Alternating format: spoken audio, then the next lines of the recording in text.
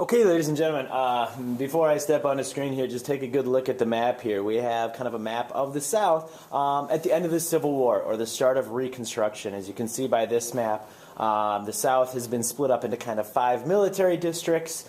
The former Confederate States split up into 5 military districts, and we'll kind of explain that. But this is kind of the location. So here, welcome to our latest video lecture where we're going to be taking a look at the topic. The topic is called Reconstruction. Reconstruction is that time period after the Civil War from about 1865 to about 1877, even though it trickled on for a little bit longer. And Reconstruction, if you think about the word, it simply means constructing again or rebuilding. And obviously the nation, the North and the South, the United States, had plenty of rebuilding to do. There's obviously the physical rebuilding, the task of literally rebuilding roads, railroads, schools, hospitals, factories.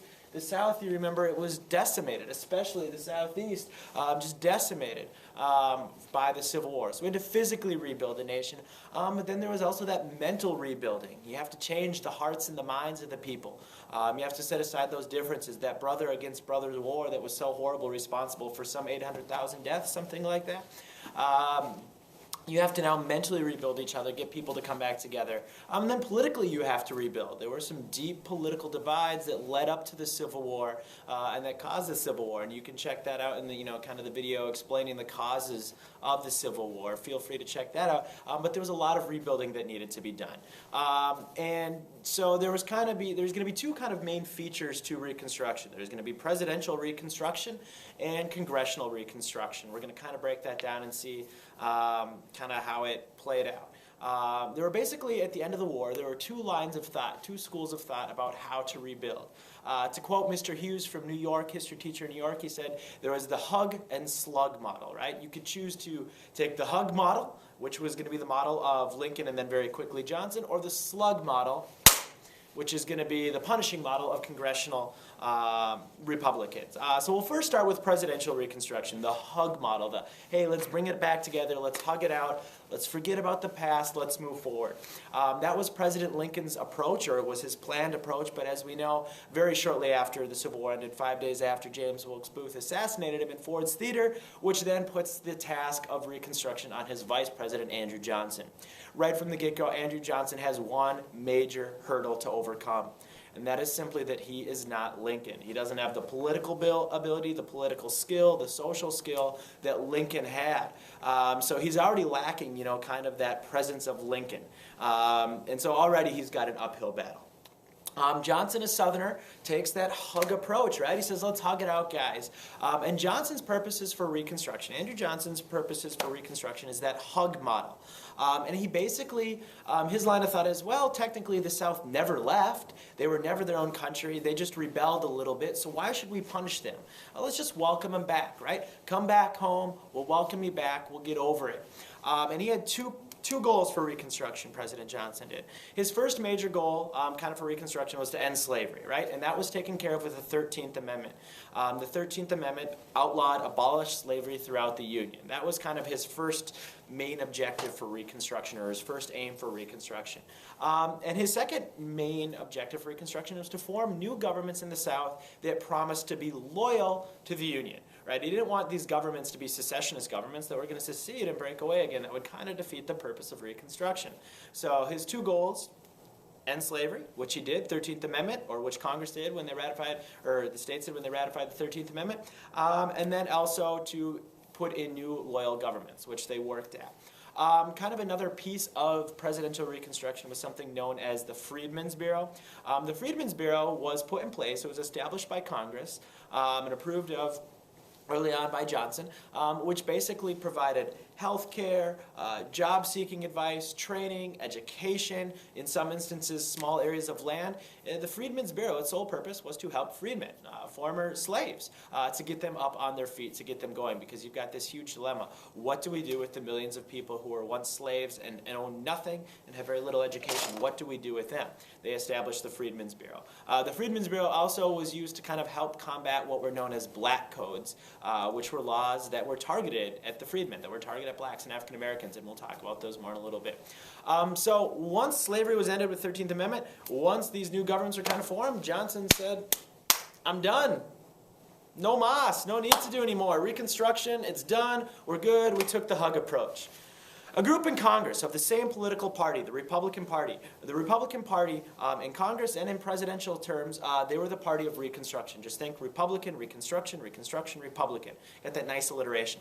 But there was this group in Congress referred to as radical Republicans. And they said, you know what? I'm going to roll up the sleeves a little bit. It's time to get dirty. It's time to get down to business. We got to take that slug approach to Reconstruction, right? We need to punish the South. These Republicans were known as radical Republicans, meaning extreme. They didn't really get along with Andrew Johnson. They didn't think Johnson went far enough. Yes, they were from the same political party as Andrew Johnson, but they said, Johnson, you didn't do enough. We need to do more. So they rolled up their sleeves and they got to work. They said, 13th Amendment, great. Slavery is gone. Let's add 2 more amendments, 2 more Reconstruction amendments. The first of those, and one of my favorite, it's a beautiful amendment, the 14th Amendment. One part of it says that anyone born in the United States is a citizen, and because they're a citizen, they are guaranteed all the rights, privileges, etc. of being a citizen, right? So no funny business with saying, oh, well, these people, they weren't born here, yeah, they're former slaves, we can't discriminate. No, you're a citizen. The second part of the 14th Amendment, one of the best parts of our Constitution, in my humble opinion, is the Equal Protection Clause, which essentially says a state cannot deny a citizen, or a state must guarantee a citizen equal protection under the laws.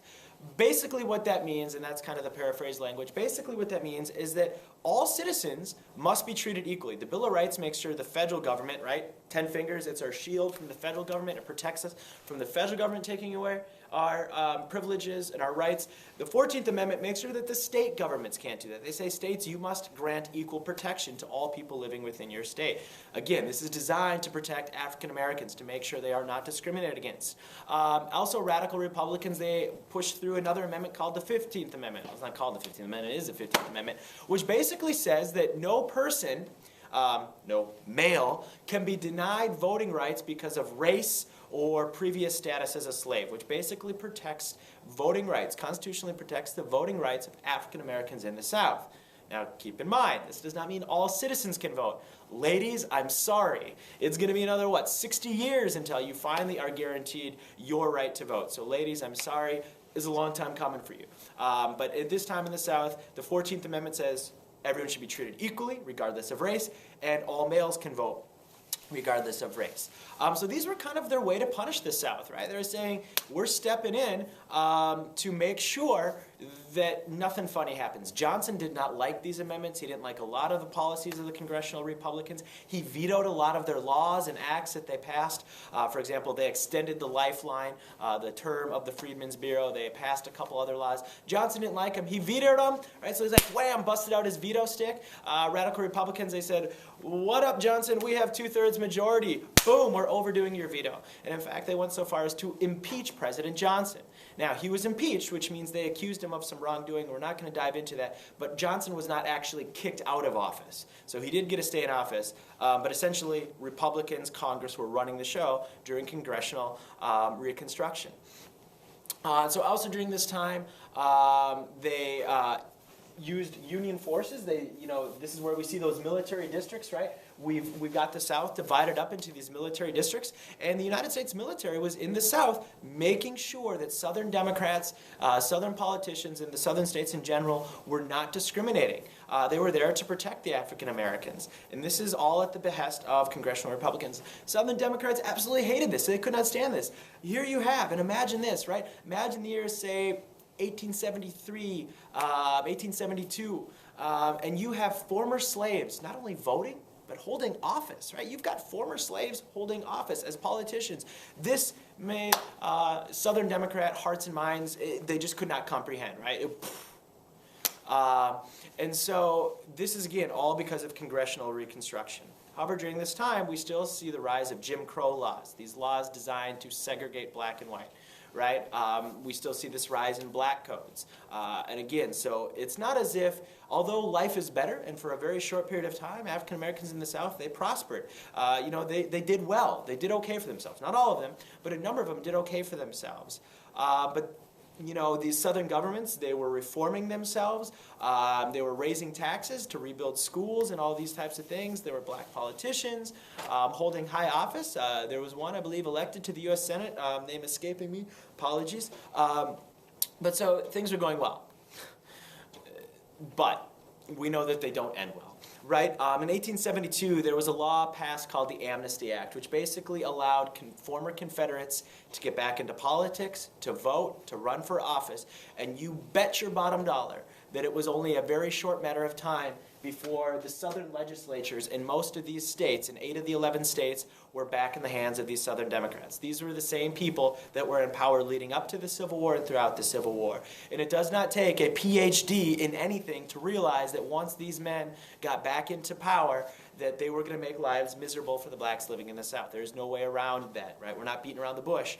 That is what happened. And we're going to see how now, even though things were looking good, things start reversing themselves. In the early 1870s, many in the North, they start to lose interest in Reconstruction. And they start to say, you know what, we've done enough, it's good enough. And they stop concerning themselves with Reconstruction. They start to lose interest a little bit. Let's fast forward to the election of, I want to say 1876, 1877, 1878, between Hayes, Rutherford Hayes, the Republican candidate, and Tilden, a Southern Democrat running for president. Essentially what happens, to get right to it, there are some disputed electoral votes in Florida. There are 20 electoral votes. No man can claim title of presidency because no one got the majority.